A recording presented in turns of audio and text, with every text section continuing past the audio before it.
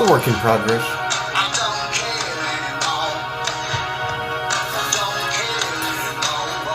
So, it's been argued that things like the Vatican, things like Israel, get set up by religions or organizations or groups so that people can commit crimes in one country or one area and then run back to those areas.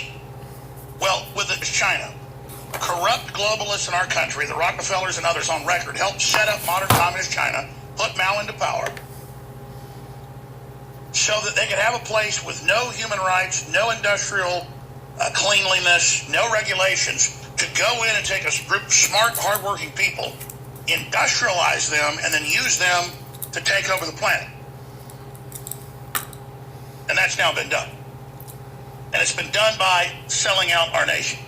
And I've just spent most of the show on this. It's such a big deal that Trump has arrested the #2 executive at China's biggest company, this telecom giant with 5G, second biggest smartphone maker, who's been banned from Australia to India, from Japan to the United States on U.S. military bases, but many countries ban it, period, because they've been caught putting spy chips on them. Remember the big Bloomberg investigative report a couple months ago? You heard about it here years ago, but we're next year's news today. Little chips that then grab your wireless code, everything, and then back channel, dial in like a modem, back to Chi-Com headquarters with all your personal data. But here's the big issue. I haven't hit yet.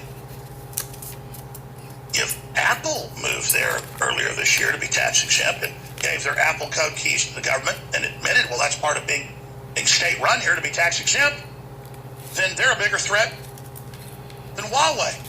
And that's what scared Tim Cook so much 4 months ago when he called for me to be banned and all the other CEOs got in line.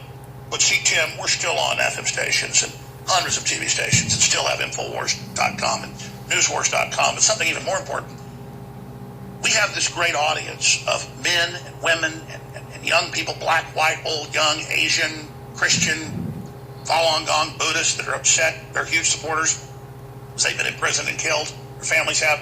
Supporting Infowars by something called people power, word of mouth.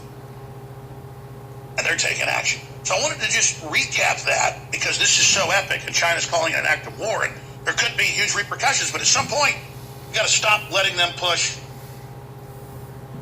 and push and push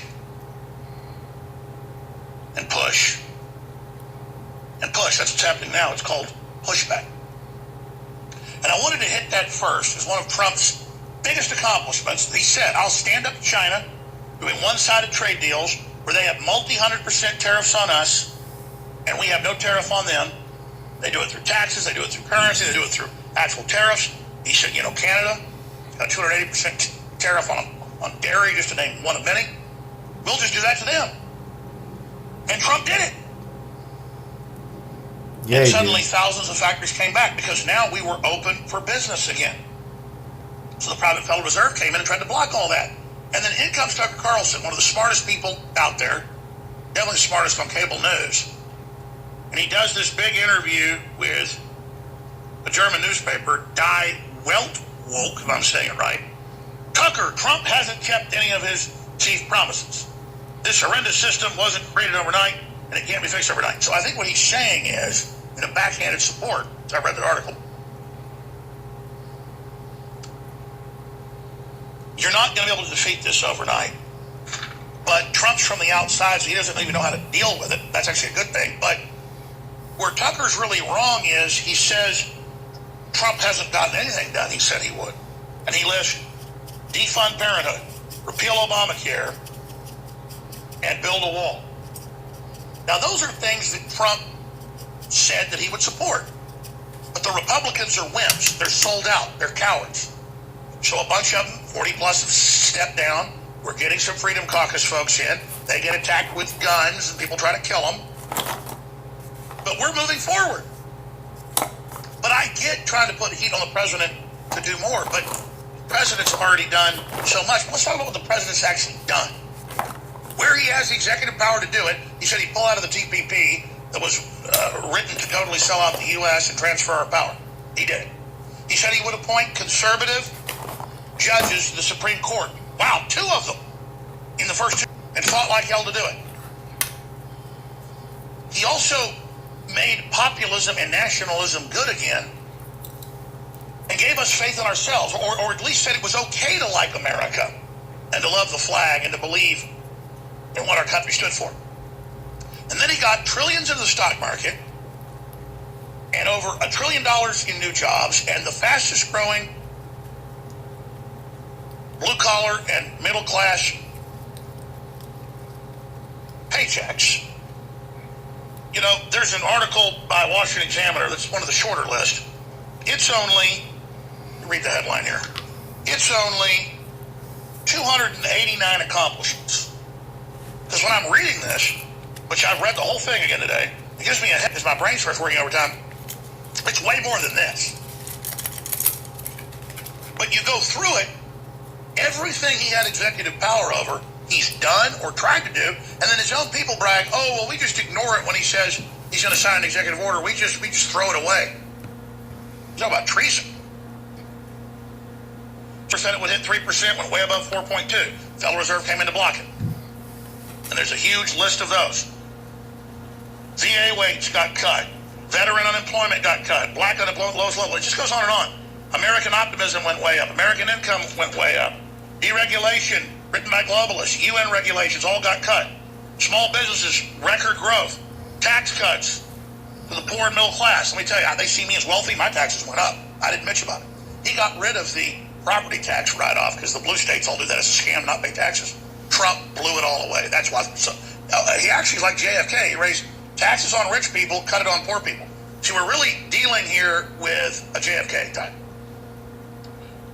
All these different worker development programs, all the giant infrastructure preparedness, healthcare. He can't get rid of all of Obamacare, but he got rid of the mandate. Domestic infrastructure, $1.5 trillion. Combating opioids.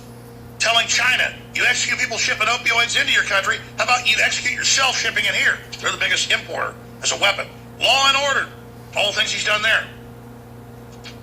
And he said decriminalize medical marijuana, which he said he would do. Border security, they'll never pass it. Republicans won't, Democrats won't. So he put the military down there, and it's the lowest level of illegal aliens in the last 30 years in the United States, in latest numbers. On trade, again, he's standing up for us getting better deals. Who can deny that? That's why the globalists are all pissed off. And energy, turning the coal back on, which drives down our power prices. Foreign policy, bringing back sovereignty to the U.S. Doing what he said he'd do, moving the U.S. Embassy to Jerusalem. Veterans Affairs, he goes on and on. So the idea, we're going to come back and talk about this, because I see Scott Bronson, let's show a shot of him for TV viewers. Scott Bronson, one of our affiliate relations guys, just popped up. He wants to talk. Can we cut to him for a minute? Scott Bronson wants to say something about this. I'm not sure what he wants to say, but this has got him hot under the collar. He's going to pop in on this on the other side. So is Tucker Carlson right? Well, we'll look at what Tucker Carlson said, and we'll look at what's actually going on here in a moment. Ask, why did Tucker not give it to BS say these things? Want revenge on the common house?